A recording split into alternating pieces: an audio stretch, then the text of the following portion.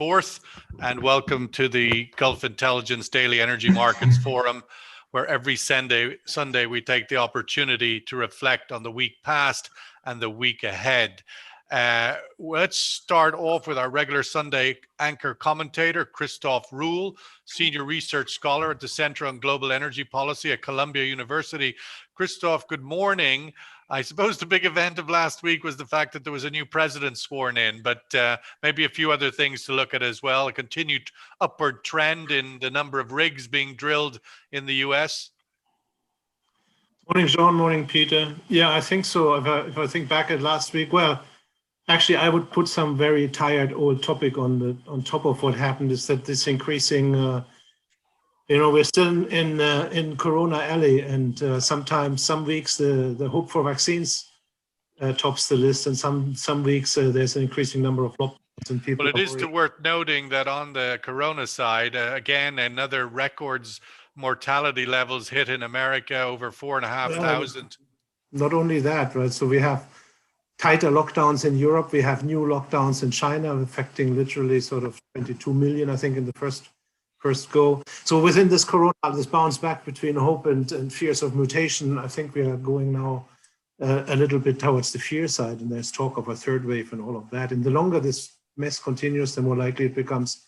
The Boris Johnson saying that the new mutation is more deadly, and the longer this continues, the more likely it becomes, of course, that we have serious vaccine-resistant or mortality-increasing mutations. So that's the sort of and what inside that, what happened, I think, yes, Biden, but that was in the event unspectacular, I think. I mean, it was worked well, it was demonstrations.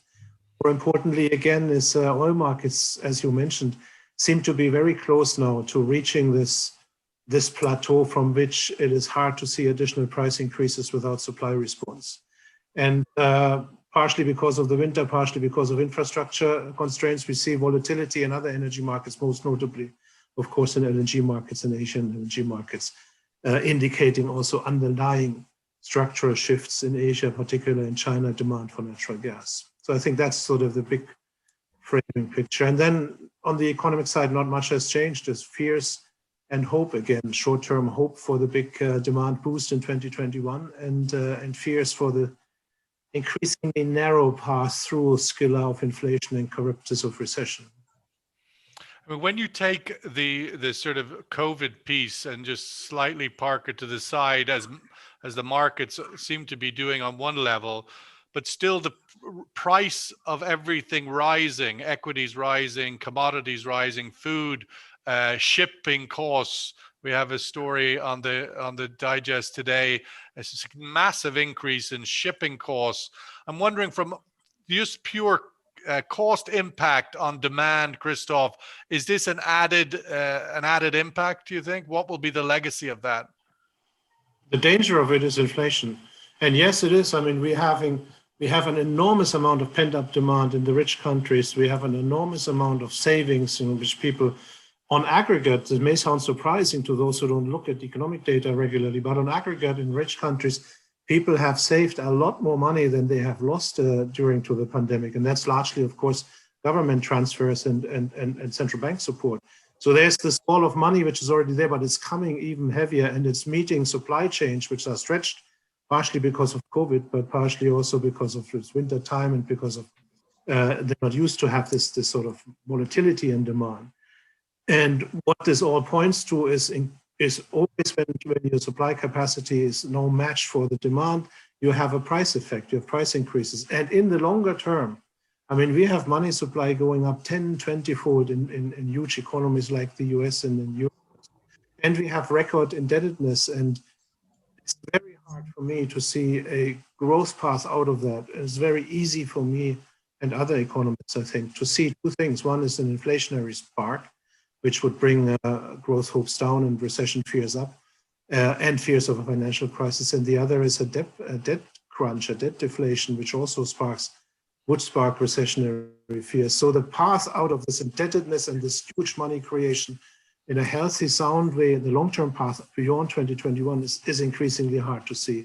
And so people are getting worried, and they think, maybe inflation starts at how markets are. They anticipate everything, and it does happen earlier than that inflation happens earlier, and you will see that in the bond markets. We see the first signs that bond prices are actually going down, meaning interest rates are going up, meaning the long-term recovery is in danger, and inflation fears are driving that.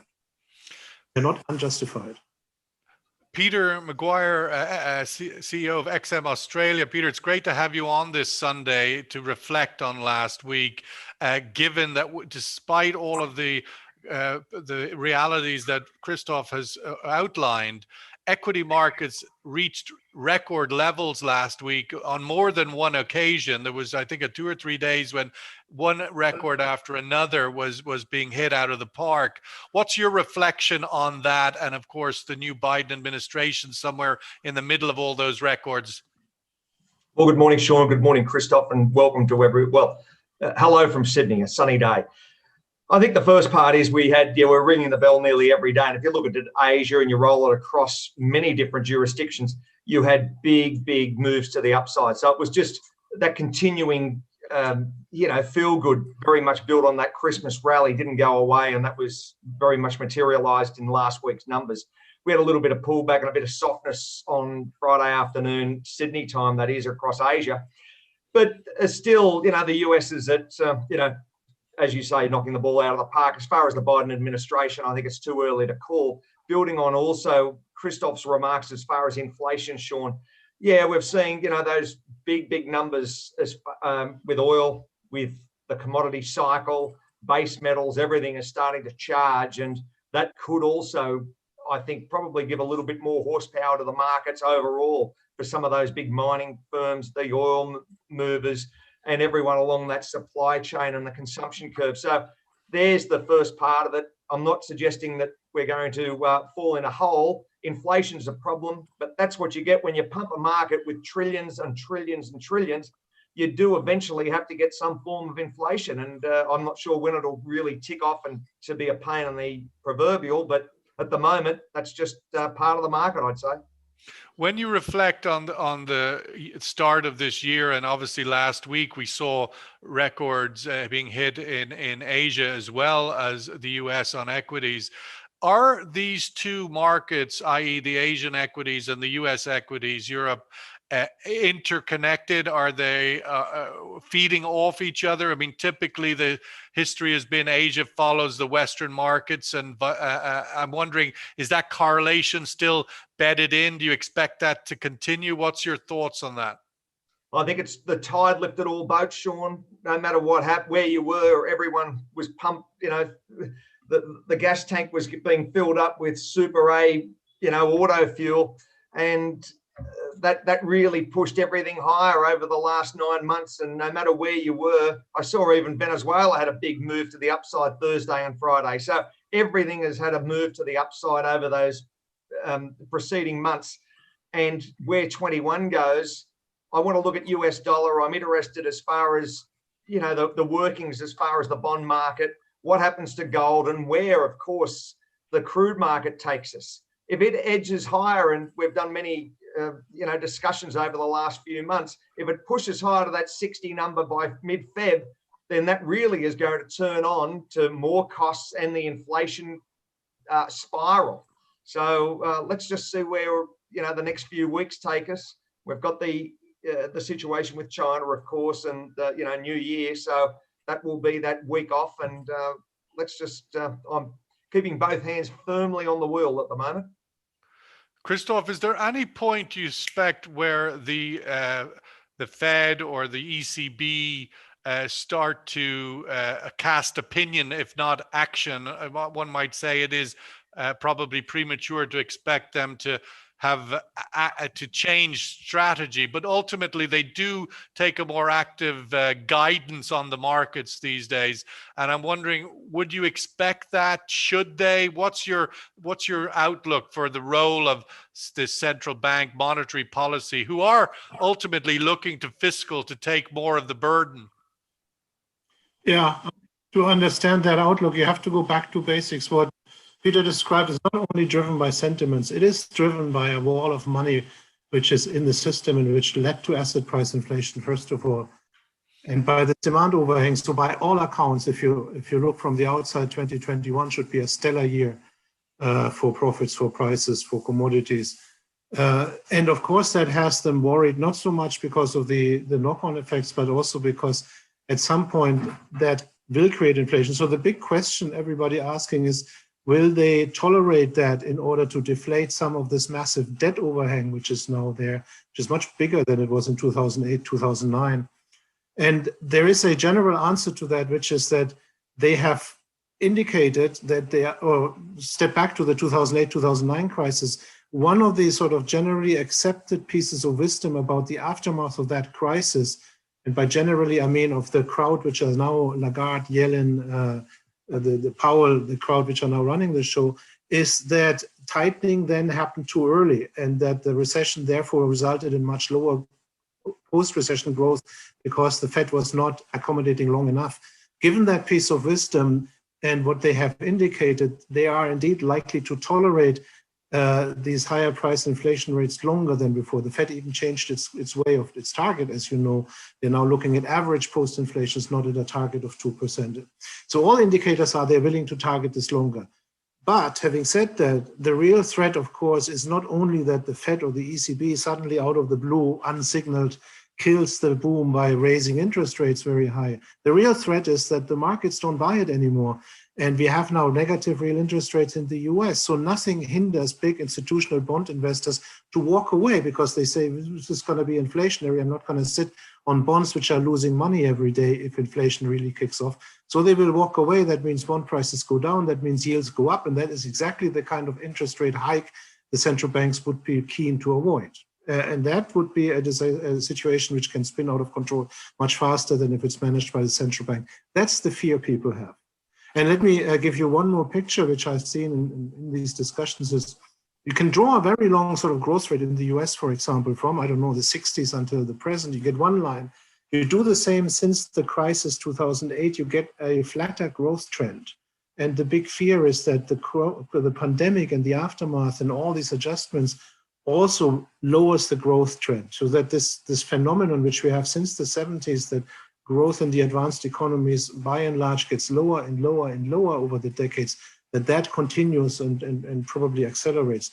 That's the big warning, because that would mean that we can't get really rid of the debt without rescheduling it, and that's painful.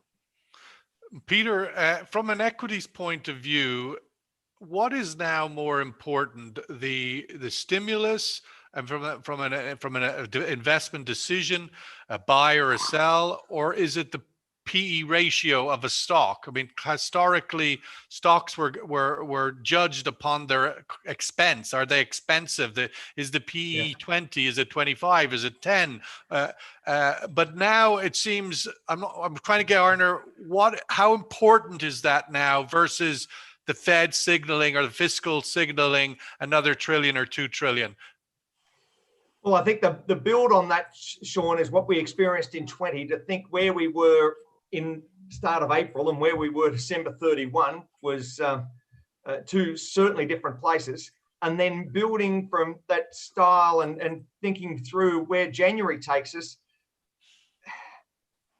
how much, hand on heart, truly, hand on heart, where is the NASDAQ going to be mid-year? And I look at it, people say, well, is it fully priced yet? If you're looking at what we've experienced, and really that's the market that I think has got the most lens looking through at it, maybe there's another 5%, maybe there's another, 10%. Is it going to flatline? There's no return, as Christof mentioned, as far as bonds. There's nothing there. Investors are looking for opportunity. I think the money will keep on pouring in, Sean. I think the young... Regardless of PE. Yeah. Well, I think they look at that and they look at opportunity, Sean. I think that the lifespan of a trader can be far shorter than what the historical data shows. Guys in there for a matter of years. Many traders are looking for short term. I mean, one of the expectations on the what I'm getting to from a market point of view is that the price earnings is built in an expectation that profits are going to come. Of course, it's forward-looking. And are profits going to come this year to the level that the market is forecasting? And if not, is that a sell? Well, here comes all of the inputs that we've discussed so far as shipping costs, everything that's ramping up. So are we going to produce and are we going to have consumption? Are we going to see the similar appetite moving forward? COVID, talking before the show started, I live in a world now in Australia that the doors are open. We don't have visitors versus a lockdown in Germany. Australia it's game on over here. Everything's hunky-dory. So I think we've got to work Except if you're through... a tennis player in the Australian Open and you're in your bedroom. Yes, exactly right. But I think where we look, how the COVID still is the wild card. How long does that stay front and center? And I'm thinking the way it's looking as far as the European situation and America, are we still in the doldrums very much into that Northern Hemisphere summer? So well, this year is built primarily, isn't it, Christof? Ultimately, we've said at the beginning of the year, this 2021 is built on one very simple paradigm, that first half will be a bit like 2020, but the second half is the rocket to the moon. Does that continue to be the underpinning for 2021? And will financial actors have to reevaluate that as time moves? So, yes, I agree with that. There's a worrying thing, of course, which is that everybody agrees on 2021 being stellar. And it's based on these simple considerations that there will be increasing, number one, Peter's right in this order of things. Number one, in the short term, that there will be increasing control over COVID with help of vaccines one way or the other. That's the premise. Number two, everybody knows there is this money sloshing around, needs a home. Number three, the alternatives to investment in real assets like land and buildings and equities are dismal. You don't get anything on holding cash and in holding bonds. The opposite, the more money slashes around, the more risky it becomes. And so under those premises, there was the expectations of a big boom also in equity prices, and that has not changed. So it is really literally wherever you read, people say, oh, if it goes down, it's no problem, buy the dip. I was wondering something, this is unscripted or unscheduled, but can I show you a slide? Do I have the possibility of? Sure. Yes, of course. Share screen. I think that would be Irene, nice for you all to see. Irene, can you allow Christof to share his screen? Yes. Hi, Christof. You can just share your screen now. Okay, I see it. Yeah, let me try to do that. So here, okay, this I can't get. Yeah. Slideshow. I can see your screen now, and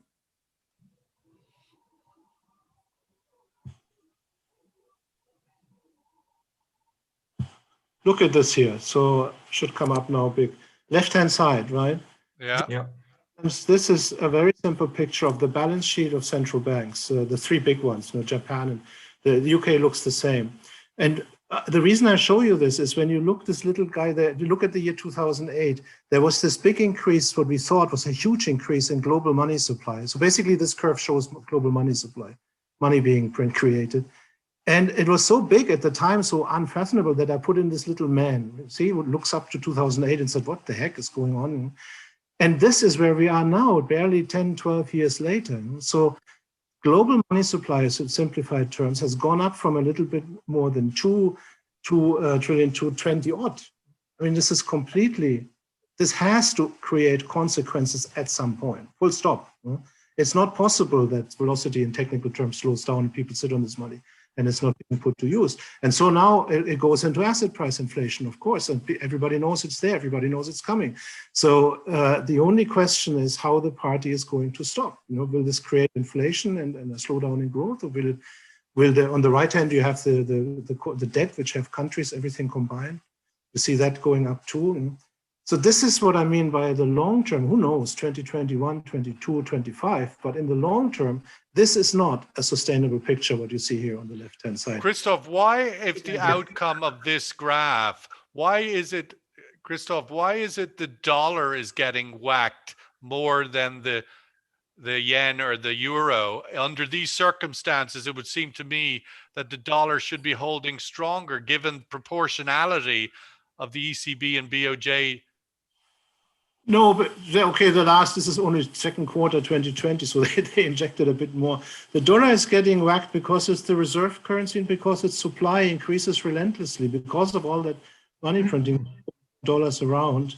You will see when crisis hit, people will not hold, renminbis or euros or something else. They will all go back into the dollar. But right now there's a risk. There's no risk perception. There's just a gung-ho.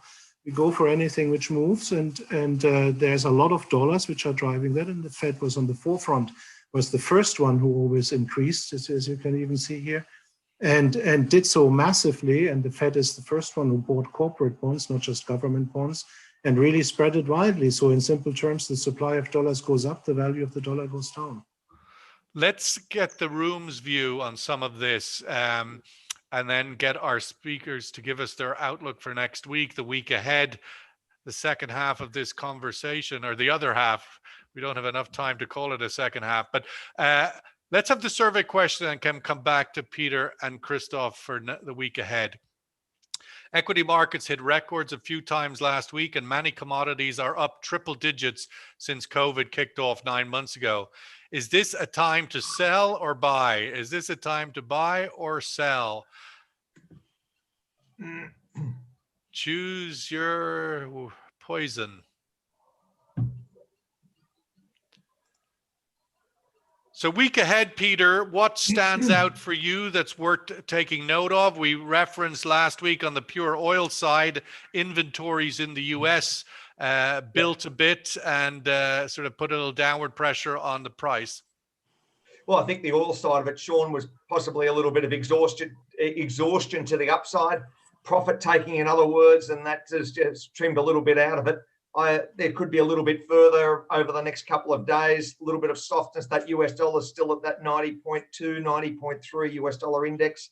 Certainly keep an eye on that. I want to see what's the theme over the next couple of days as far as US equities post-Biden and anything else that rattles a cage. As far as a big picture, we've got quite a bit of economic data coming out this week. You've got America and Germany fourth quarter GDP. I want to see further as far as the tech sector of those earnings, because that really paints the picture. If you see a capitulation in the tech sector or a level off, then that profit taking may be the sign of people saying we're fully priced for the next couple of weeks. I mean, can you have, Peter, the tech boom of 2020 was based on a lot of things, but ultimately the home economy, everybody at home, Amazon went through the roof. If the expectation is that second half of the year vaccine frees us all, then should we not start to see the tech stocks moderate a bit? You could see, Sean, I mean, the move to the upside has been nothing short of parabolic really since the start of April. So eventually a market does outgrow itself. And are we at that inflection point at the moment? Are we at the precipice that we're fully priced and the market just says, hang on a second, let's just see? Though the other side, of course, is working through Christof's wonderful graph on the left-hand side was, as far as stimulus and where we're at, are we going to really rattle and throw the bucket in again and have another really big leg up over the next matter of 3 months? There's the unknown. What does the Biden administration do? Yellen and so on. So I think that's where traders are looking at it. The short-term traders keeping their hands on the wheel and really conscious as far as all of the fundamentals, technicals, and what's going on with everything else thrown in there. Let's get the survey result before giving Christof last word today. Sell at 71%.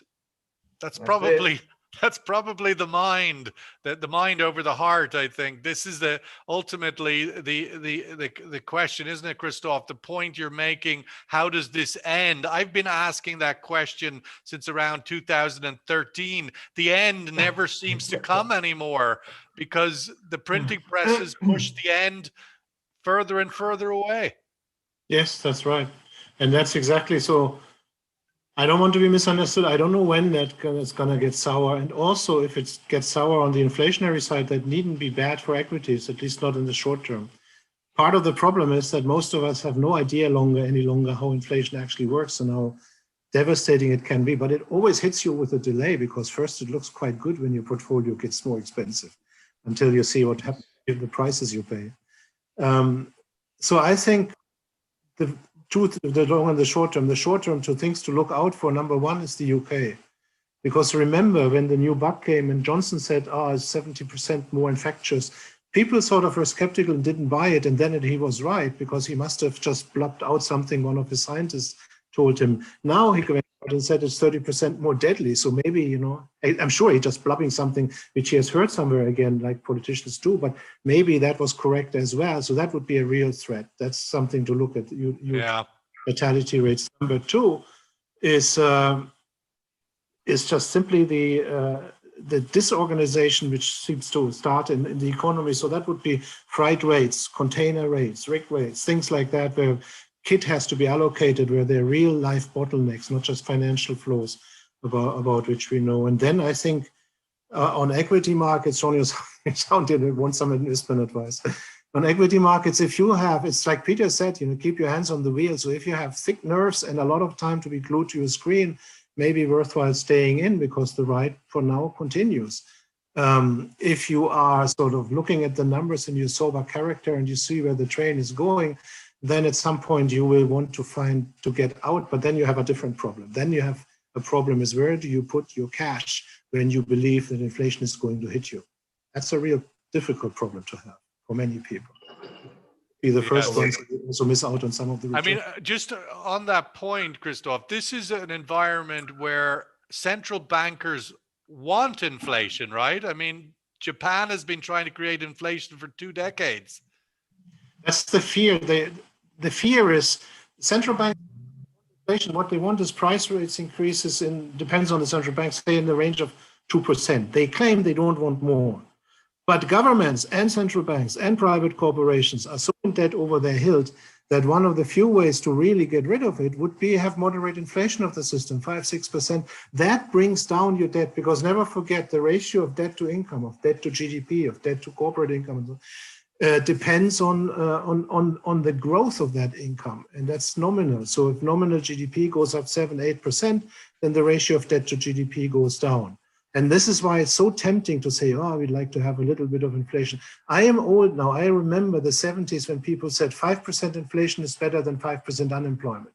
And I can hear the sound coming back. And that has never worked. That always ended up in inflation spiral out of control. And then there was a huge amount of tears as the economy had to be killed to kill inflation.